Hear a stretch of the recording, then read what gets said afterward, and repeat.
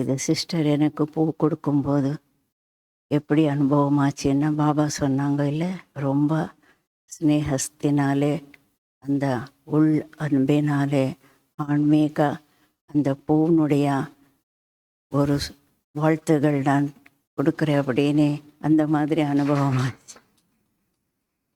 ப்ராக்டிக்கல்ல எனக்கு பாபா கொடுத்துட்டாங்க. அப்போ கொடுத்தது பாபா சொன்னாங்க, சிஸ்டர் ஆகிறது, டீச்சர் ஆகிறது கூட பெரிய பெரிய ஒரு பாக்கியத்தினுடைய அடையாளம் அப்படின்னு. அப்போது எனக்கு நினைவு வந்தது, நான் எப்படி டீச்சர் ஆனேன், ஒரு தனிப்பட்ட வழியில் நான் டீச்சர் ஆனது. அது எனக்கு நினைவு வந்தது. நான் சரண்டர் ஆகும்போது எனக்கு 50 வருஷம், நான் ஒரு மாதா 50 வருஷம். நான் என்ன சொன்னேன் பாபாவுக்கு, எனக்கு எண்ணத்துலேயும் டீச்சர் ஆகணும், ஒரு சென்டர், பெரிய சென்டர் இன்சார்ஜ் ஆகணும். அந்த எண்ணம் கூட கனவுலேயும் இல்லை, மனசுலேயும் இல்லை. நான் என்ன சொன்னேன், பாபா நான் உன் வீட்டில் இருப்பேன், நீ வந்து உன் வீட்டில் ஒரு முனையில் கொஞ்சம் எனக்கு இடம் கொடுத்தா போதும். அதே எண்ணத்தில் தான் நான் கால் வச்சது. எனக்கு எண்ணத்துலேயும் இல்லை, கனவுலேயும் இல்லை, நான் ஒரு டீச்சர் ஆகணும், இன்சார்ஜ் ஆகணும், அது நினச்சி கூட நான் பார்க்கல. ஆனால் பாபா எனக்குள்ளே இருக்கிற விசேஷத்தை அவரு புரிஞ்சுக்கிட்டாங்கோ. அவரு அதில் சக்தியை நிரப்பி என்னை ஒரு டீச்சர் ஆக்கினாங்கோ, ஒரு இன்சார்ஜ் சிஸ்டராகவும் பண்ணினாங்க.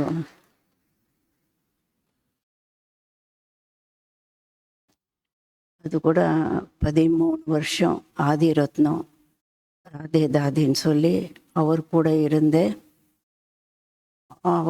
அவர் போகிற நேரத்தில் அவருக்கு கவலை வந்துடுச்சு, நான் என் உடலை விட்டு போகிறேன், நாகரத்னாவுக்கு யாருமே ஒன்றுமே டிஸ்டர்ப் பண்ணக்கூடாது, ஏன்னா ஒரு மாதா அப்படி ஒரு டிஸ்டர்ப் பண்ணக்கூடாது அப்படின்னு நினச்சி அந்த பிரகாஷ்மணி தாதிக்கு லெட்டர் போட்டாங்க. எனக்கு நாகரத்னா பற்றி கவலை இருக்கு கொஞ்சம், நான் போன பின்னாடி இந்த சென்டருக்கு அவள் தான் இன்சார்ஜாக இருக்கணும், அவள் தான் பார்த்துக்கணும், யாருமே டிஸ்டர்ப் பண்ணக்கூடாது அப்படின்னு 3 சப் சென்டர் ஜோனுக்கு அஃபிஷியல் லெட்டர் எழுதி போட்டாங்க. அது குமாரக்கா தாதி அவங்களுடைய ஆசீர்வாதம் எனக்கு எப்போவுமே இருக்குது.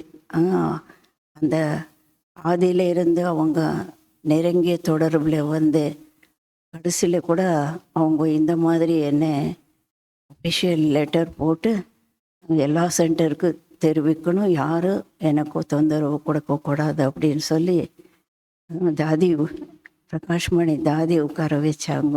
அது கூட எனக்கு இன்னைக்கு திடீர்னு நினைவு வந்தது பாபா சொல்லும்போது. அந்த லெட்டர் அவங்க எழுதியிருக்காங்கன்னு இவங்களுக்கு தெரியாது. அவங்க சரீரத்தை விட்ட பின்னாடி மதுபந்த சொல்றாங்க, இந்த மாதிரி நீதான் இருக்கணும் தாதி சொல்ற. நாம் எல்லாருமே எவ்வளவு பாக்கியசாலிகள். உலகத்தில் எல்லாருமே அவங்க மனிதர்களுடைய, அதாவது ராதே பேஞ்சி வந்து அந்த மாதிரி மதுபனுக்கு லெட்டர் எழுதியிருக்காங்க குமார்கா தாதிக்குன்னு சொல்லி இவங்களுக்கு தெரியாது. தாதி சரீரத்தை விட்ட பின்னாடி மதுபன்ல இருந்து சொல்றாங்க, இந்த மாதிரி தாதி வந்து ராதே தாதி வந்து உன் பேர் தான் சஜஸ்ட் பண்ணியிருக்காங்க, நீ தான் அங்கே இருக்கணும், நீ தான் இன்சார்ஜ் ஆகணும்னு அவங்க வந்து அதுக்கப்புறமா அந்த இதுக்கு வருவாங்க இல்லையா, அந்த அந்திம கிரியைக்கு அப்போ வந்து சொல்லியிருக்காங்க. இன்னொரு விசேஷத்தான், நான் எந்த சென்டரில் ஸ்டூடெண்ட்டாக இருந்தேனோ அந்த சென்டர்லேயே, ஆனால் ஈஸியில் ரொம்ப ஃபேஸ் பண்ண வேண்டியதாக வந்தது, ஆனாலும் வெற்றி கிடைச்சது. நாம் எல்லோருமே எவ்வளவு பாக்கியசாலி ஆத்மாக்கள். உலகத்திலே எல்லாருமே மனிதர்களுடைய அந்த ஜெயந்தி கொண்டாடுறாங்கோ. நாம் யாருடைய ஜெயந்தி கொண்டாடுறோம்? பரமாத்மாவனுடைய ஜெயந்தி. அவருக்கு வாழ்த்துகள் தெரிவிக்கிறோம். பரமாத்மாவுக்கு யாராவது ஹாப்பி பர்த்டேன்னு சொல்லியிருக்காங்களா உலகத்தில்? கிருஷ்ணாஷ்டமி செய்வாங்கோ, ராமநவமி செய்வாங்கோ. கிருஷ்ணனுக்கு ஹாப்பி கிருஷ்ணாஷ்டமின்னு சொல்லியிருக்கிறாங்களா? ராமநவமியில் ஹாப்பி ராமநவமின்னு சொல்லியிருக்காங்களா? ஆனால் நம்மது என்ன ஒரு விசேஷமான எல்லாமே இந்த அலௌகிக வாழ்க்கையில் எல்லாமே என்ன விசேஷமானது. நம்ம பகவானுக்கு என்ன சொல்கிறோம்? ஹாப்பி பர்த்டே பாபா அப்படின்னு உள்ளத்தில் இருந்து சொல்கிறோம். அவரும் நமக்கு என்ன சொல்கிறாங்கோ? ஹாப்பி பர்த்டே உன்னுடைய அலௌகிக பிறந்த நாளுக்குன்னு. உலகத்தில் யாரும் பகவான் மூலமாக ஹாப்பி பர்த்டே அடையிறாங்கோ, அப்படி வாழ்த்துகள் அடையிறாங்கோ? யாராவது இருக்காங்களா? எனக்கு பகவான் ஹாப்பி பர்த்டே சொன்னாங்கோ அப்படின்னு யாராவது சொல்லியிருக்காங்களா? யாராவது அடைஞ்சிருக்காங்களா? நம்ம எவ்வளவோ பாக்கியசாலி ஆத்மாக்கள். இது கூட எனக்கு நினைவு வந்தது. நம்ம ப்ராக்டிக்கலாக பாபாவுக்கு குழந்தை இருக்கிறோம். ப்ராக்டிக்கலாக எல்லாமே அனுபவத்தை பண்ணிட்டு இருக்கிறோம் இல்லையா? நான் ஒரு சிவ ஜெயந்தி மதுபன் மிலனுக்கு போகிற நாள் அந்த பின்னாடிய நாள் ஒரு டாக்டர்கிட்ட போயிருந்தேன் ட்ரீட்மெண்ட்டுக்காக, அந்த அக்யூட் ட்ரீட்மெண்ட்டுக்காக. அவங்க ரொம்ப ஃப்ரெண்ட்லி டாக்டர் அவர். நான் மறுநாள் மதுபனுக்கு போகிறேன் பாபா சிவ ஜெயந்தி மீட்டுக்காக. நான் 4 கார்டு வாங்கியிருந்தேன், க்ரீட்டிங் கார்டு வாங்கியிருந்தேன். ஒன்றும் அப்பா, அம்மா, அப்புறமா ஃப்ரெண்டு, குழந்தை, என் குழந்தை. அந்த 4 க்ரீட்டிங் கார்டு அவங்களுக்கு போதையாக காட்டினேன். பாருங்க, அவங்க ரொம்ப க்ளோஸு, கொஞ்சம் அப்படி ஃபேமிலி டாக்டர் போல். பாருங்க, நாளைக்கு நானும் சிவ ஜெயந்திக்கு எங்களுடைய ஹெட் குவார்ட்டர்ஸ் மதுபனுக்கு போயிட்டு இருக்கிறேன். நம்ம பர்த்டே கார்டு வாங்கியிருக்கிறேன்னா அவங்க முழிக்கிறாங்க. இப்படி பர்த்டே கார்டு யாரும் பகவானுக்கு பர்த்டே கார்டு கொடுக்கறதுன்னு அவங்களுக்கெல்லாம் என்ன நினச்சி பார்க்கவும் முடியாது. நம்மது எல்லாமே ப்ராக்டிக்கல் விஷயம் இல்லையா? அப்போ எல்லாம் கார்டு இப்போ மாதிரி இல்லை இல்லையா? கார்டு எடுத்துகிட்டு போவோம், கொடுப்போம். நம்ம எவ்வளவு பாக்கியசாலிகள்.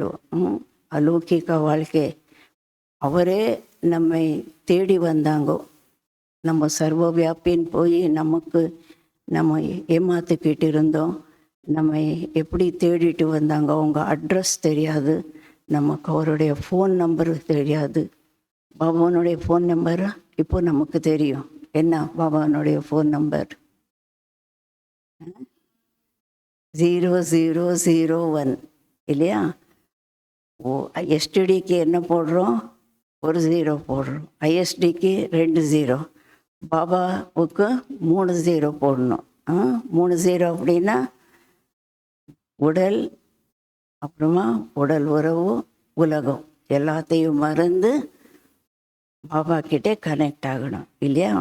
இப்போ ப்ராக்டிக்கலாக நமக்கு பாபாவனுடைய அட்ரஸ் தெரியும், அறிமுகம் தெரியும், கனெக்ட் ஆகிறது தெரியும். பாபா என்னுடையவர், நான் பாபாவுடையவன். மெய் பாபா கா பாபா மேரா. இதுதான் நம்முடைய வாழ்க்கைக்கு ஆதாரமாக இருக்குது. இதுதான் நம்முடைய வாழ்க்கை. அப்புறமா இதுதான் நம்முடைய வாழ்க்கையின் முன்னேற்றத்துக்கு ஆதாரமாக இருக்கிறது. இதுதான் நம்முடைய வெற்றி வாழ்க்கைக்கு ஆதாரமாக இருக்கிறது. ஒரே ஒரு வார்த்தை, மை பாபா கா பாபா மேரா இல்லையா? இது நம்ம எல்லா உறவும் பாபாவுடன் கூட ப்ராக்டிக்கல்லே அனுபவம் பண்ணிட்டு இருக்கிறோம். பாபா சொல்கிறாங்க டெய்லி சாக்கார்வாணியில், நான் அப்பாவாகவும் இருக்கிறேன், டீச்சராகவும் இருக்கிறேன், குருவாகவும் இருக்கிறேன். இந்த 3 வார்த்தையை நினைவு வச்சுக்கிட்டா போதும். இந்த 3 அனுபவம் பண்ணிட்டு இருந்தால் போதும் இல்லையா? எல்லாமே அதில் முழு ஞானமே அடங்கியிருக்கு, முழு பிராப்தியும் அதில் அடங்கியிருக்கு. அப்பா ரூபத்தில் பிறப்பு கொடுத்தாங்கோ, பாலனை கொடுத்துட்டு இருக்காங்கோ. என்ன சொல்கிறாங்கோ, மை ஹூனா, நான் இருக்கிறேன் இல்லையா, உன்னுடைய வாழ்க்கையினுடைய என்ன பொறுப்பாளர் அப்படின்னு அப்பா ரூபத்தில் எப்படி நம்ம கண்ணில் கண்ணு வச்சு நமக்கு பாலனை கொடுத்துட்டு இருக்கிறாங்கோ, பாதுகாப்பு கொடுத்துட்டு இருக்கிறாங்கோ. அவங்க வார்த்தையில் சொல்கிறாங்கோ, உலகத்தில் பிறப்பு கொடுத்த கடவுள் தான் என்ன சாப்பாடு கொடுப்பாங்கோ. நீ பழமொழி இருக்குது, ಹುಟ್ಟಿಸಿದ ಕನ್ನಡದಲ್ಲಿ இருக்குது, ಹುಟ್ಟಿಸಿದ ದೇವರು ಹುಲ್ಲು ಮೇಯಿಸೋದಿಲ್ವಾ. கனடாவில் ஒரு பழமொழி இருக்கு, பிறப்பு கொடுத்தவங்கோ கடவுள் நமக்கு சாப்பாட்டு கொடுக்க மாட்டான். மரத்தை வச்சவன் தண்ணீர் ஊத்துவான், படைத்தவன் சாப்பாடு கொடுப்பான். இப்போ அது நம்ம ப்ராக்டிக்கல்லே நம்ம அனுபவம் அவங்க பேச்சு தான். இப்போ நமக்கு பாபா எப்படி ப்ராக்டிக்கல்ல நமக்கு பிறப்பு கொடுத்துருக்காங்கோ, பாலனை கொடுத்துட்டு இருக்கிறாங்கோ, நமக்கு கண்ணில் கண் வச்சு நம்ம பார்த்துக்கிட்டு இருக்கிறாங்கோ இல்லையா. அப்புறமா டீச்சர் ரூபத்தில் நம்ம எல்லாருமே யார், காட்லி ஸ்டூடெண்ட். இப்போ எல்லாம் எந்த போதையில் கேட்டோம் கிளாஸு, காட்லி ஸ்டூடெண்ட். அர்ஜுனன் கீதா ஞானத்தை பகவான் நமக்கு கொடுத்துட்டு இருக்கிறாங்கோ. சாக்காரத்தில் சமூகத்தில் உட்காந்து நம்ம அர்ஜுனன் யார் முந்தி நினச்சிட்டு இருந்தோம். ஐயோ, அந்த அர்ஜுனன் எவ்வளோ பாக்கியசாலி, பகவான் முன்னாடி உட்காந்து சாக்காரத்தில் அவனுக்கு 18 அத்தியாயம் கீதா ஞானத்தை சொன்னாங்க அப்படின்னு. யார் ரியலி அர்ஜுனன் யார், நாம் தான் இல்லையா. அப்புறமா கோபிகையர் பற்றி சொல்கிறாங்கோ. அவங்க அந்த முரளி கேட்கும்போதும் எல்லாத்தையும் மறந்து, உடலை மறந்து, உலகத்தை மறந்து, அந்த அத்தீந்திரிய சுகத்தினுடைய அனுபவத்தில் இருந்தாங்கோ. அந்த முரளி அந்த வாசித்தது ஒருத்தர் ஒரு செருப்பு போட்டுக்கிட்டாங்கோ, இன்னொரு காலுக்கு செருப்பு கூட போட்டுக்கல, அப்படியே அந்த கோபிகா வந்துடுச்சு அப்படின்னு சொல்லுவாங்க. அந்த மாதிரி அந்த உடல் உணர்வில் இருந்து கூட விடுபட்டாங்கோ அப்படின்னு.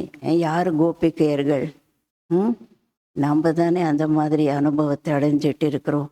எல்லாமே நமது எந்தெந்த கதையில் எல்லாம் கேட்டோமோ அதெல்லாம் ப்ராக்டிக்கலில் இப்போ நம்ம அனுபவம் பண்ணிட்டு இருக்கிறோம். குரு ரூபத்தில் நமக்கு ஒவ்வொரு எண்ணத்துக்கு, ஒவ்வொரு சொல்லுக்கு, செயலுக்கு பாபா என்ன ஸ்ரீமத்தத்தை கொடுக்குறாங்கோ, சிரேஷ்ட மதத்தை கொடுக்குறாங்கோ. அப்படி நடந்தால் நமக்கு என்ன ஒரு பந்தனமும் இல்லாமல் வெற்றி அடைகிறோம் இல்லையா. நம்ம உலகத்தில் கூட சொல்லுவாங்க சிலர், எனக்கு அந்த சின்ன வயசுல இருந்து யாராவது அந்த மாதிரி வழி காட்டியிருந்தால் நானும் இன்னைக்கு எவ்வளோ நல்லா இருந்திருப்பேன் அப்படின்னு சொல்லுவாங்க இல்லையா. வழி காட்டுறவங்க யாரும் இல்லை. ஆனால் இப்போ நமக்கு பாபா பிறப்பு கொடுத்தாங்கோ, அந்த பிறந்த நாளில் இருந்தே என்ன நமக்கு அந்த ஸ்ரீமத் எண்ணத்துக்காக, சொல்லுக்காக, செயலுக்காக, சம்பர்க்கத்துக்காக, வியாபார விவகாரங்களுக்காக, எல்லாத்துக்கும் பாபா என்ன கொடுக்குறாங்கோ, சத்குரு ரூபத்தில் ஸ்ரீமத்தத்தை கொடுத்துட்டு இருக்காங்கோ. பவித்ர பவா வரதானத்தை கொடுத்தாங்கோ. இது சாதாரண விஷயம் கிடையாது. இல்லறத்தில் இருக்கிறவங்கோ, இந்த கலியுகத்தில் இருக்கிறவங்கோ இந்த பரிசுத்தமான வாழ்க்கை வாழ்கிறது, தாமரை மலர் போல வாழ்கிறது, இது சாதாரண விஷயம் கிடையாது. பகவான் நமக்கு கொடுத்த வரதானம், வரம். பகவான் வந்தாங்கோ, வரத்தை கொடுத்தாங்கோ அப்படின்னு கதையில் சொல்கிறாங்கோ இல்லையா. பாபா வந்தது வரதானம். என்ன வரதானம் கொடுத்தாங்கோ? ஈஸியாக நம்ம இந்த பவித்திரத்தா கடைப்பிடிக்கிறோம். அவங்க உலகத்தில் இருக்கிறவங்க என்ன நினைக்கிறாங்க, எப்படி முடியும்? இல்லறத்தில் இருக்கிறவங்க, குடும்பத்தில் இருக்கிறவங்க எப்படி அந்த விகாரங்கள் இல்லாமல் வாழ்கிறது, மோகம் இல்லாத எப்படி குழந்தைகளை வளர்த்துறது, லோபம் இல்லாத எப்படி வாழ்க்கை நடத்துறது அப்படின்னு நினைக்கிறாங்க இல்லையா. ஆனால் பாபா நமக்கு அந்த சத்குரு ரூபத்தில் பவித்ர பாபா வரதானத்தை கொடுத்தாங்கோ. அசம்பவத்தை சம்பவமாக்கினாங்கோ. உலகத்துக்கு முன்னாடி குடும்பத்தில் இருக்கிறவங்களே என்ன நம்ம நான் ஒயிட் ட்ரெஸ்ஸில் இருக்கிறவங்கள இப்படி இருக்கிறவங்கள பார்த்தா பயப்படுறாங்க, நான் அவங்க கூட அங்கே போனால் இப்படி ஆயிடணும் அப்படின்னு. ஆனால் இல்லறத்தில் இருக்கிறவங்கள பார்த்தா என்ன சொல்லுவாங்க, நாம் கூட இப்படி செய்யலாம். அப்போது விஸ்வத்தினுடைய ஷோ கேஸில் பாபா என்ன செஞ்சாங்கோ, இல்லறத்தில் இருக்கிறவங்கள ஷோ பீஸ் ஆக்கிட்டாங்கோ இல்லையா. நம்ம கூட செய்யலாம், அவங்க செஞ்சுட்டு இருக்கிறாங்க அப்படின்னா நாம் ஏன் செய்ய முடியாது, நாம் ஏன் ஞானியா யோகியா வாழ முடியாது. அதுக்கு சாம்பிள் ஆக்கிட்டாங்கோ.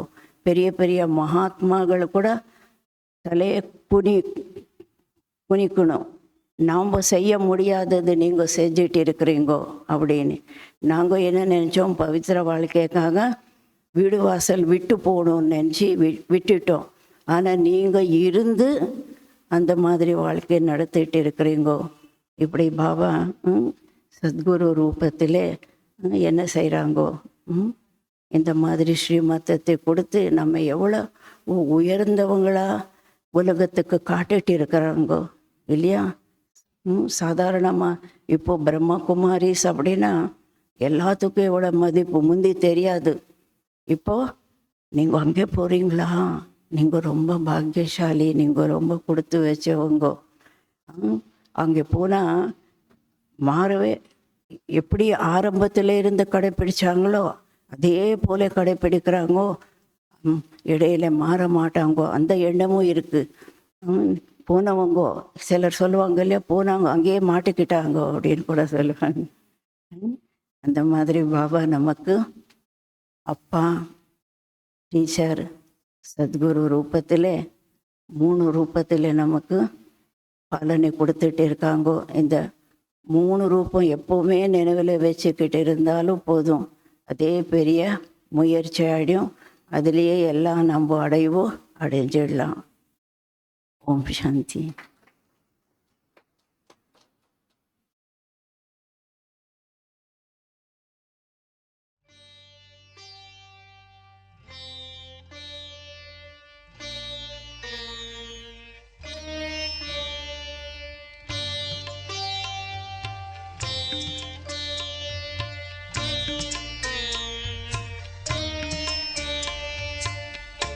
एक ही अरमान है, जिंदगी हो खुशनुमा, इस जगत के वास्ते हम बने अब रहनुमा, हम बने अब रहनुमा। एक